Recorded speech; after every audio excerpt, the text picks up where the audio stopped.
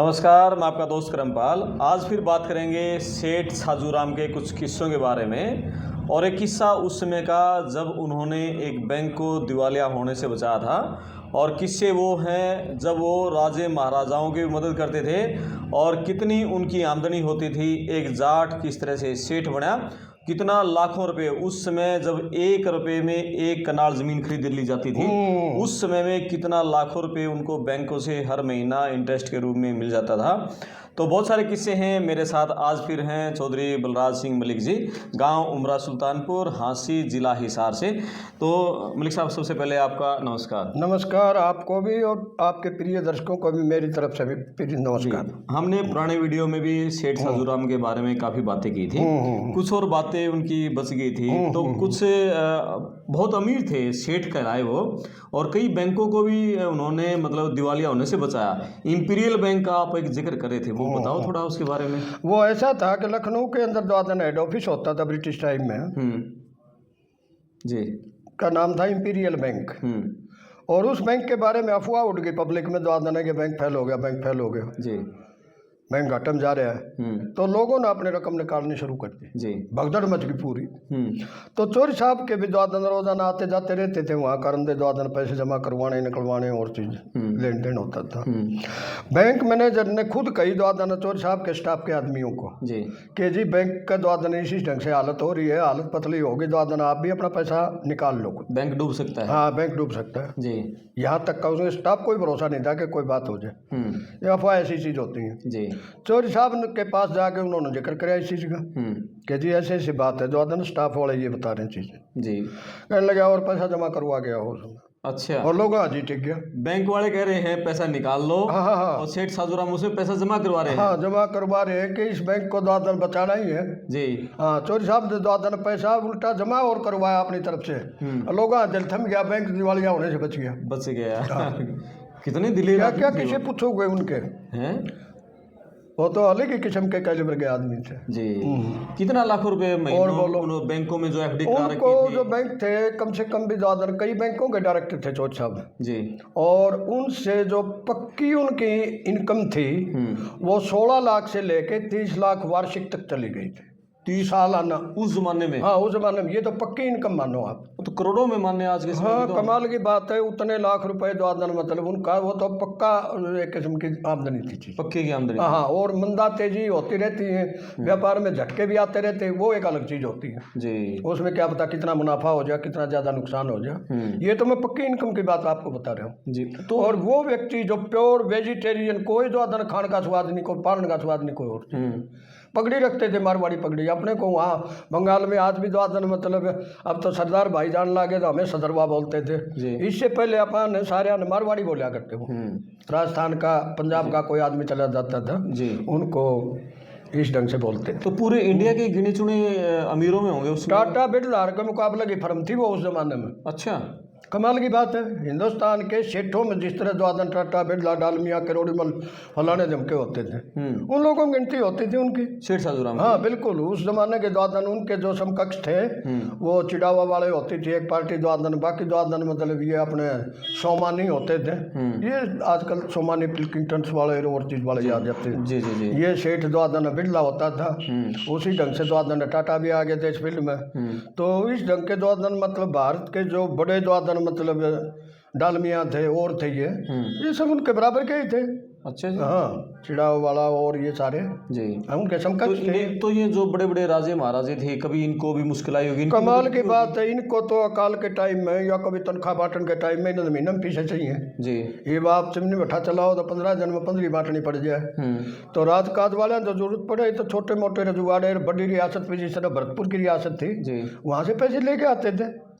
और चोर साहब ने अकाल के टाइम में उनकी वैसे भी सहायता करी अपनी तरफ से। ये कलकत्ता से लेके आते हाँ थे? कलकत्ता से द्वादन मतलब वहाँ से द्वादन मतलब चोर साहब के यहाँ से लोन के तौर पे ले आते थे, फिर वो पैसा वापिस चुका देते थे। जी। हाँ वो तो उनके बैंकर थे। तो अकाल में, महामारी में। हाँ ये तो अपने यहाँ मतलब उस जमाने में महामारी जिस तरह कोरोना आई थी जी, बड़ी बीमारी मान लो इसको, इस ढंग के यहाँ द्वादन प्लेग भी आया जी, कभी इस क्षेत्र में हैजा आया। तो चोर साहब वहाँ से चल के यहाँ आते थे। अकाल के टाइम पे द्वादन पशुओं के लिए चारा जी, और आदमियों के लिए अनाज या फिर इसके अलावा द्वादन दवाई या कपड़ा बिस्तर और चीजें क्या क्या पूछोगे, वो तो सेमी गवर्नमेंट थी उस जमाने में जी अपने क्षेत्र की। तो इसी ढंग से एक बार पानी पीने की दिक्कत होगी। द्वादन एक बड़ा गांव है, द्वादन मतलब है सियाग गोत का। वो गांव पड़ता है मिरान गांव, शिवानी के हिसार के आसपास है।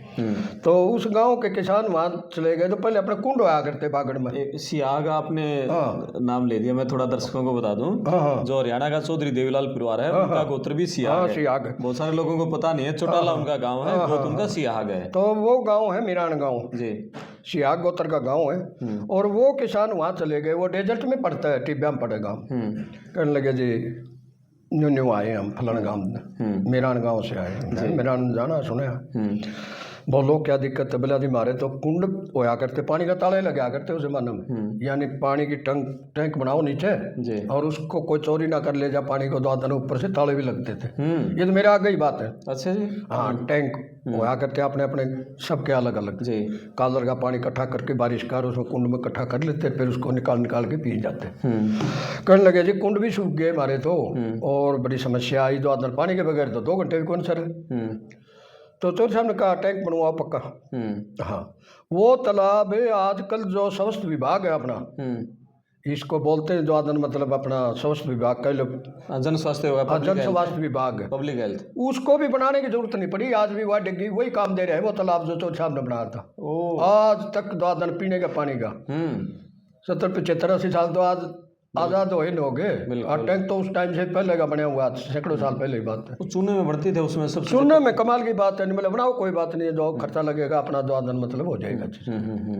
क्या क्या जिक्र करोगे तो साहब का, मेरा याद जुआ जो एक बार ग्रंथ लिखवा लो। ये आपने हमारे तो क्षेत्र के कमाल की बात है, हमारे तो काम गुआंड के जिस तरह तारे हो गए द्वादन मतलब। अच्छा ये बताओ, आपने इतनी जानकारियां जो बता रहे हो, आपने पढ़ा है या बुजुर्गों से सुना है? मैं आपको तथ्यों पे आधारित बात बता रहा हूँ सारी। हाँ, मैं तो पढ़ा क्या द्वादन मतलब उस परिवार के सानिध्य में आज भी रहता हूँ मैं जी। हाँ, आप पड़ोसी हो गए? पड़ोसी तो उनके हिस्सेदार हो गए हम द्वादन। तो जमीन खरीदी आपने? हाँ बिल्कुल, उनके हिस्सेदार लगाओ, पड़ोसी लगाओ जी जी जी।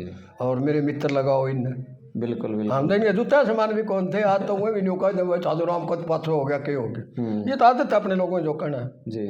हाँ, लेकिन देखो इतना बड़ा परिवार था, आगे की पीढ़ियाँ। हाँ, तो वो फिर जो जमीनें थी चौधरी साहब की, आप पूछोगे वो मलकियत कहाँ गई? फिर द्वादन गवर्नमेंट ने, फिर द्वादन देश की आज़ादी के बाद में जो मुजारे थे, मुजारा का फिर इनका केस चल के द्वादन फैसला ये हुआ कि 250, 300, 400 भी नहीं, 350 तक द्वादन मतलब इनका निपटारा हुआ कि भाई उसकी भी किस्त बना दी थी, 8-10 किस्त जी जमीन की, कि भाई कब्जा तो छूटे नहीं गया, बाकी जमीन द्वादन मतलब ये रखो।